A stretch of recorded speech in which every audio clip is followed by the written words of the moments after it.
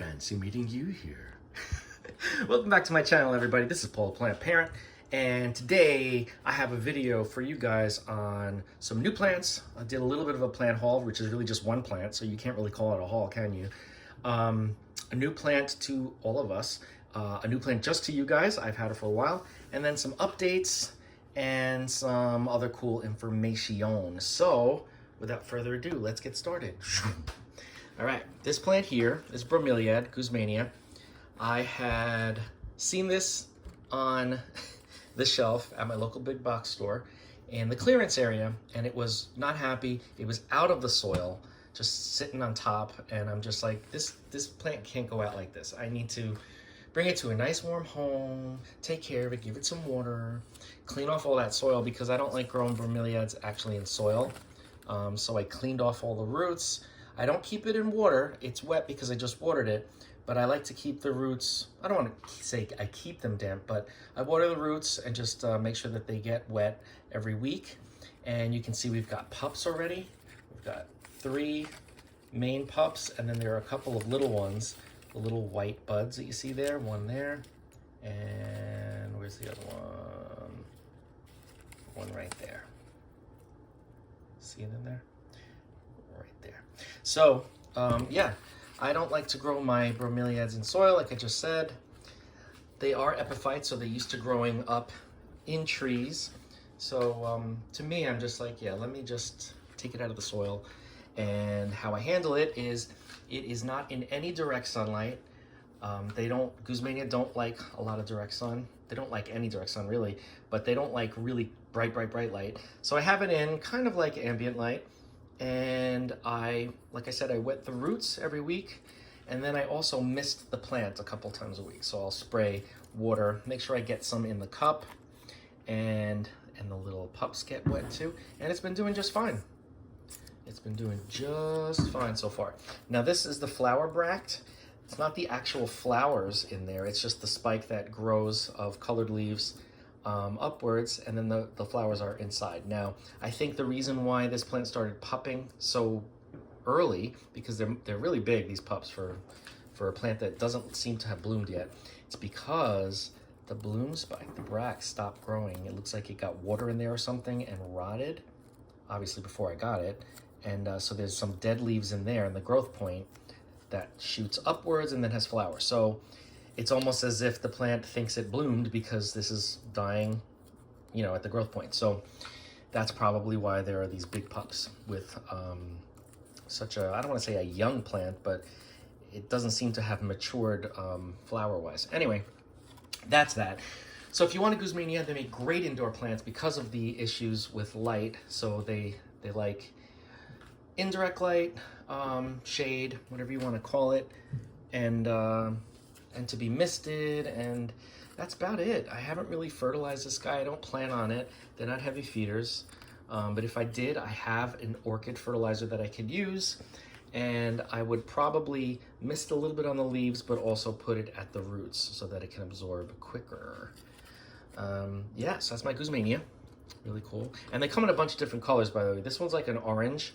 They have them in red, they have them in yellow, in purple, maroon, a lot of cool colors. Okay, Guzmania. Next up, we have another plant that is new to you guys, not to me. I've had it for a while. This is my Plectranthus nico. I love this plant. It is very compact grower, really cool textured leaves. The color is a deep green on top with a little bit of purple, like a purple blush, with prominent veins and teeth and some fur. And the back, depending on how much light it gets, is purple. Always fun when you have a plant that has that bicolored leaf. So you can see this one didn't get much light. Let's see one that did. Nope, these guys probably not. This sprig must be closest to the light, to the window. Yep. Let's see this one here. This one too. Anyway, Plectranthus. I have a whole bunch of these. I love these plants. Some of them are medicinal, some of them are culinary. A lot of them are ornamental, and they have tactile qualities. Like a lot of them are furry, fuzzy, and they feel really soft, like bunny ears. The flowers on a lot of them are really pretty. imagine, since I don't have one to show you right now, imagine a more showy coleus flower and bigger. So coleus flowers, bigger, more showy, bigger petals, some spotting, really, really cool flower spikes. And if they get enough light, they'll just keep blooming. So I obviously haven't been giving this one much light at all because most of the undersides of the leaves aren't even that purple. It's in a north-facing window and not even bright indirect light. It's just indirect light because it's so close to the ground where I have it. But it's doing fine. It can be considered in a combination planter. This could be a filler that fills up the pot, and it could also be a spiller because it does have a trailing habit. It's not trailing like, let's say, a Hoya that can wrap around things, or even like Tradescantia, but it does have that kind of pendulous action going on. Beautiful plant, indoors and outdoors. I believe this variety in particular can take full sun, but again, bright indirect light or part sun I think would be best, just because you don't want it to crisp up at all, and the color, you don't want it to wash out because it's deep green. In less light, it has a deeper green. Really, really cool. And it's shiny. I just love this plant. It's just so cool. I love all Plectranthus. All right, that's that one. And yes, I really do need all these plants, by the way, in case you're wondering. All right, so let's move that over. Let's go to something that I had worked on recently, which is my Groot planter. If you've been following along, I took some sprigs of Tradescantia pallida Blue Sue, and they were very purple, and I think I remember telling you guys that they were very dark in color because they were getting a lot of light. They were getting like direct sunlight for most of the day. But now that they're not, they're getting bright indirect light, they are the bluish green color that they're supposed to be. That's how you know this is a Blue Sue and not a Purple Heart. This is a Purple Heart, and you can see when it doesn't get a lot of sun, it's just like an olive green. When it gets a lot of sun, it's purple like this. This is how this looks without a lot of sun, like a blue-green, powder blue-green. Really cool. Some of them didn't sprout very much. They're still alive in there, but they didn't sprout. But what I'm gonna do, since these guys grow so quickly, as these grow, I'm gonna cut them and put them back in the moss. This way, this could fill up a lot more, and then it'll look a lot better. It won't look so scraggly when it starts to get longer, when the vines get longer. But this is Groot. He's doing well. This has grown a lot since the last video. They were like, the leaves were all touching the moss. Now they're all growing up. Look at that. All right, so that's that one. Let's see, what do we can do next? Let's do a succulent. How about that? This is one of my Echeverias that's in Leca, semi-hydro, and it's in a south-facing window, so it gets full sun for most of the day. And it's growing, but it's growing compact. You can see that it's not etiolating so much, but look at how long these stems are. They look like little palm trees. I love it. So let me back up so you can see. Isn't that cool looking?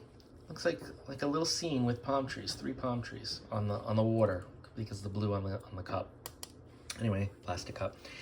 I think this is so cool. Such an easy way to grow succulents. If you want to grow succulents and you have a good window with bright light or grow light, and you have some Leca or lava rock, any semi-hydro medium, I say go for it. As long as you're giving them enough light, they love it. They do fine.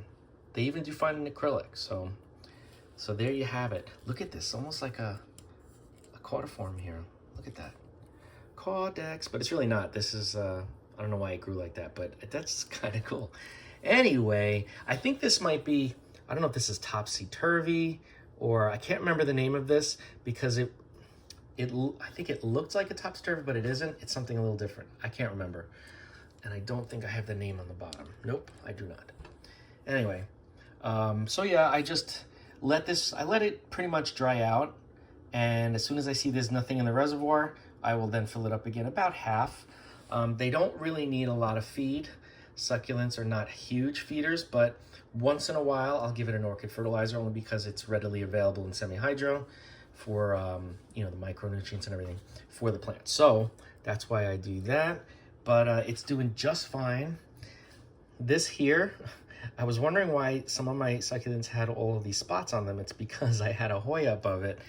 And no, it wasn't a Hoya. It was one of my goldfish, no, not my goldfish plants, my lipstick plants.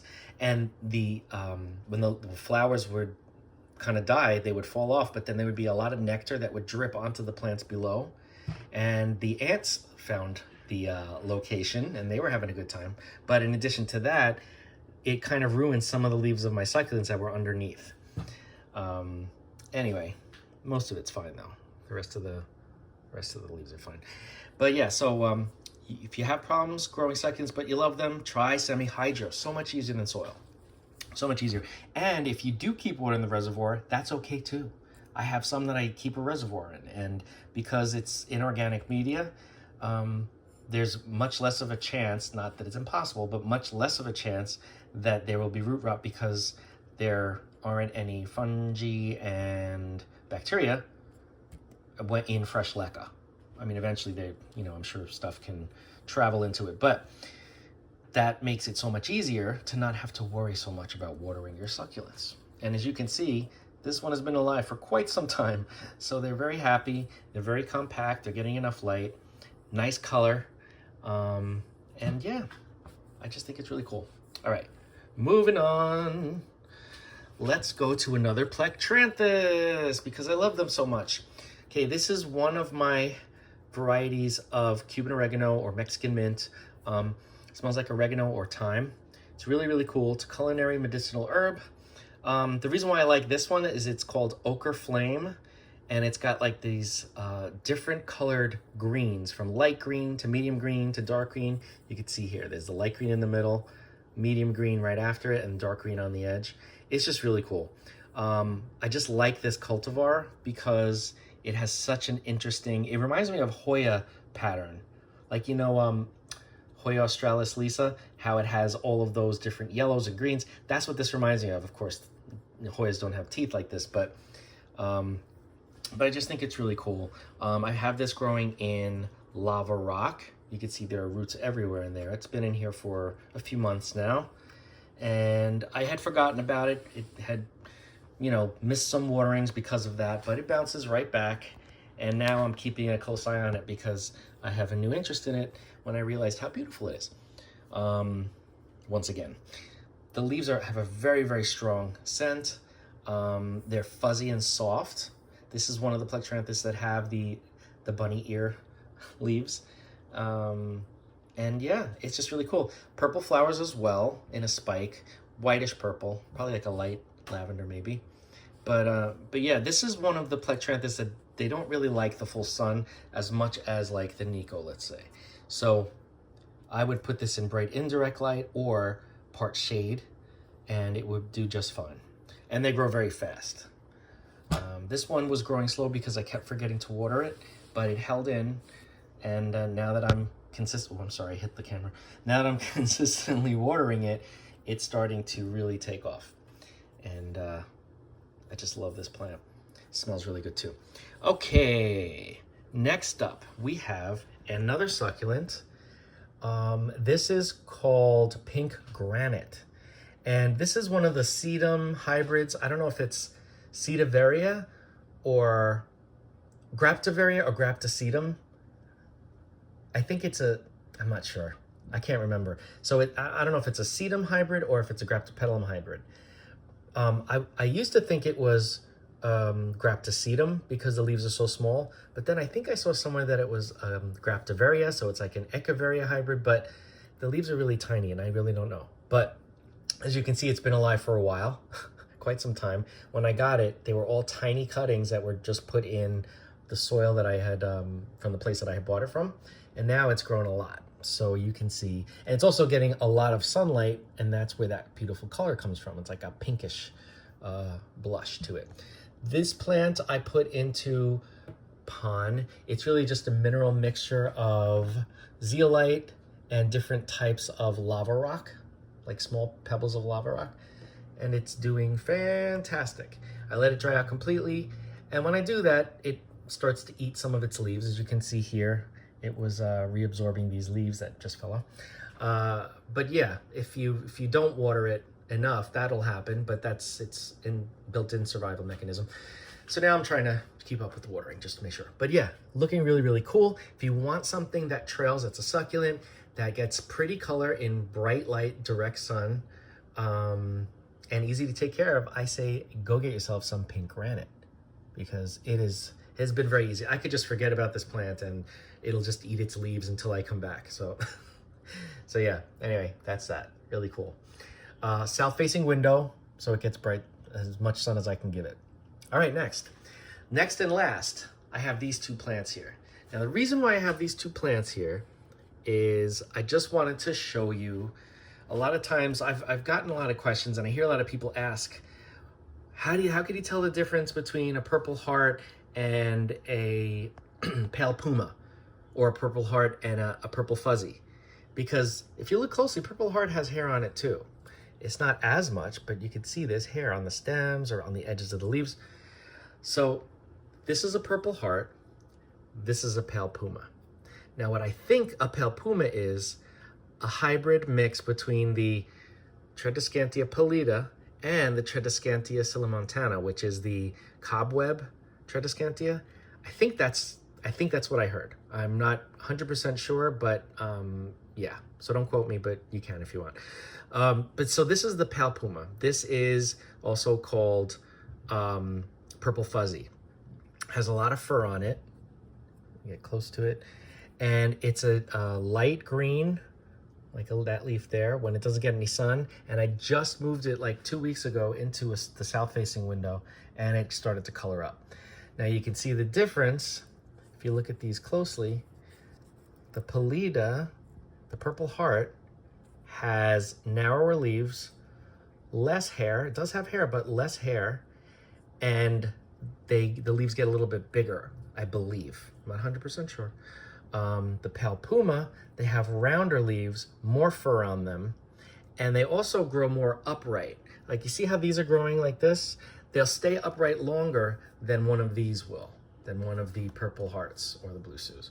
So these are more pendulous, these are more vining, and these are hybridized with, I guess, sylvamontana, which is more upright. So there you have it.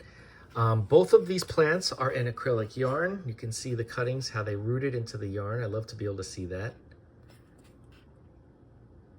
This one I think is a new one I just stuck back in here to root. That's why there's new roots coming out of it.